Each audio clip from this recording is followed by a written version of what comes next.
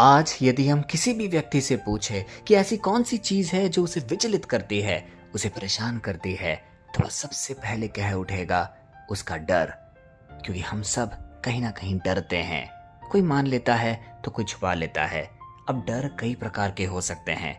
अपने भविष्य को लेकर, लोग क्या कहेंगे, क्या वो सोच रहे हैं, कई चीजों को लेकर हम अपने मन में अलग अलग धारणाएं रखते हैं। लेकिन सबसे बड़ा सच ये है कि हम बाहर से तो मजबूत दिखने की कोशिश करते हैं, लेकिन अंदर से घबराए हुए होते हैं। क्योंकि आज का इंसान व्यस्त बहुत है, लेकिन शांत नहीं है। रात को जब हम सोते हैं, अनेकों अनेक विचार हमारे मन और मस्तिष्क में चलता ही रहता है। हाथ में फोन रहता है, स्क्रॉलिंग चलते रहती है, लेकिन सुकून कहाँ है। उसी जगह आज का वचन हमें ढारस देने के लिए आया है। आज का वचन जो हम अध्ययन करेंगे वह लिया गया है भजन संहिता से, अध्याय 34 पद संख्या 4, और वह हमें यह कहता है, मैंने यहोवा को ढूंढा और उसने मेरी सुन ली और मुझे मेरे सब भय से छुड़ाया। कितना आशीषित है ये वचन। मैंने यहोवा को ढूंढा और उसने मेरी सुन ली और मुझे मेरे सब भय से छुड़ाया।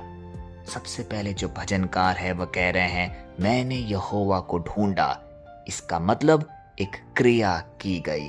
सिर्फ शांत बैठकर घर में हम यह सोचें कि हमारा भय से हम मुक्त हो जाए, सब कुछ ठीक हो जाए, यह संभव नहीं। हमें कुछ ना कुछ प्रयास करना होगा।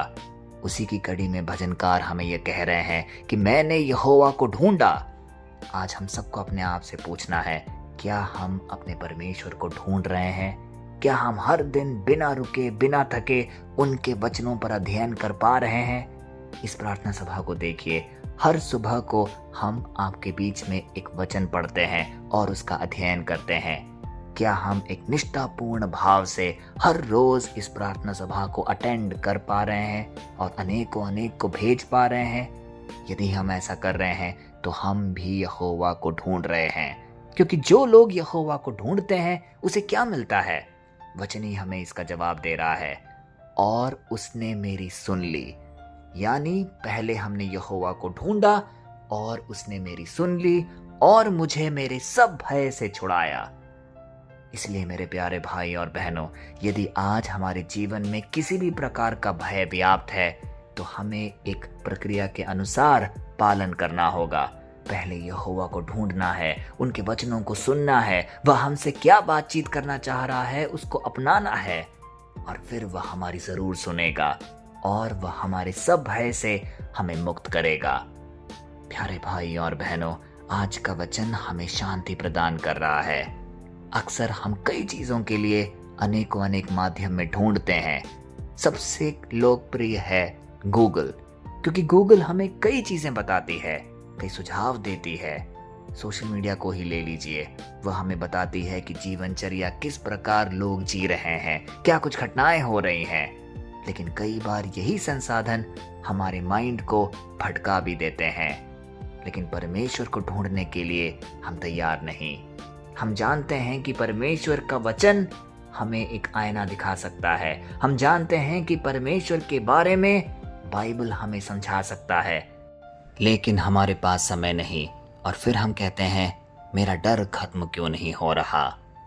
प्यारे भाई और बहनों, आज हमें यह सुनिश्चित करना होगा कि कुछ समय अपने दिन के परमेश्वर के वचन के लिए हमें अलग रखना है। रोजमर्रा के जीवन में तो हम सब कुछ अपने आप को झोंक देते हैं, पैसा कमाने के लिए, अपने परिवार को सुरक्षित रखने के लिए, भविष्य को सुरक्षित करने के लिए। लेकिन क्या हमने अपनी आत्मा की सुरक्षा के लिए सही कदम उठाया है?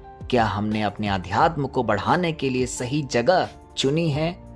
यदि हाँ, तो बाइबल हमारे पास हमेशा रहेगा और उसके वचन हमारे हृदय में समाया होगा। जरा याद करिए, जब दाऊद जंगल में था, उसके पीछे दुश्मन पड़े थे, जान का खतरा था, फिर भी उसने क्या किया? उसने परमेश्वर को ढूंढा। विपरीत परिस्थिति में भी उसने परमेश्वर को नहीं छोड़ा, और इसका परिणाम क्या हुआ? मुझे मेरे सब भय से छुड़ाया, यह लिखा गया है। इसका मतलब डर खत्म हुआ, निराशा खत्म हुई, जो भी विचलित मन था वह शांत हुआ। इसीलिए परिस्थिति बदलना जरूरी नहीं है, सिर्फ परमेश्वर का साथ ही काफी है। और सब कुछ खुद ब खुद बदलने लगेगा। आइए आज के वचन को अपने हृदय में उतार कर एक शक्तिशाली प्रार्थना हम अपने हृदय से पिता परमेश्वर को समर्पित करें। और इस प्रार्थना के दौरान हम वह सारे क्षण याद करें जब हम डरे हुए थे, जब लोगों ने, समाज ने, हालात ने हमें डराया और हमें अकेला थमा दिया। आज वह क्षण है जब हम पिता परमेश्वर से उसके सामर्थ्य के लिए प्रार्थना कर रहे हैं कि हे पिता, तू आज दखल दे मेरे जीवन में, मेरी आत्मा में, और मुझे फिर से उन्मुख बना दे। आइए ये प्रार्थना बोलें। हे शांति देने वाले परमेश्वर, आज हम तेरे सामने अपने डर लेकर आते हैं जो हमें अंदर से आज तोड़ रहा है। तू उसे देख रहा है। हे प्रभु, तू हर उस दिल को आज छू ले जो इस समय चिंता में है, जो विचलित है, जो बेचैन है, जो रातों को सो नहीं पा रहा। हम मानते हैं कि हमने कई बार तुझे ढूंढने के बजाय दुनिया में ही समाधान ढूंढा, लेकिन आज हम तेरी ओर मुड़ना चाहते हैं। हर डर को तू निकाल फेंक, हर घबराहट को तू शांत कर दे, हर चिंता को तू अपने हाथों में ले ले। जो भी आज ये वचन सुन रहा है उसके जीवन में एक निर्णायक बदलाव दिखना शुरू हो जाए, तेरी शांति उतरने लगे, उसे महसूस हो कि वह आज अकेला नहीं है। उसे नया साहस दे, एक नया विश्वास दे, ताकि वह हर परिस्थिति में तुझ पर भरोसा कर सके, तुझ पर विश्वास जता सके। यीशु मसीह के सामर्थ्य नाम पे ये सारे निवेदन हम करते हैं, आमीन। प्यारे भाई और बहनों, डर हमारे जीवन में आएगा, उसे हम रोक नहीं सकते, लेकिन यह तय है कि जब परमेश्वर हमारे साथ खड़ा होगा तो वह डर हमारा कुछ भी नहीं बिगाड़ पाएगा। आज से एक नई आदत जरूर बनाइए। जब भी आपको डर लगे, परमेश्वर को ढूंढिए और उनके वचनों पर अध्ययन कीजिए, और फिर आप देखेंगे किस प्रकार डर भाग जाएगा। क्योंकि जहां परमेश्वर है वहां डर की कोई वजूद नहीं, कोई जगह नहीं। और जब हम इस सच को अपने जीवन में हर रोज जिएंगे तो हम भी कह उठेंगे, उसने मेरी सुन ली और मुझे मेरे सब भय से छुड़ाया।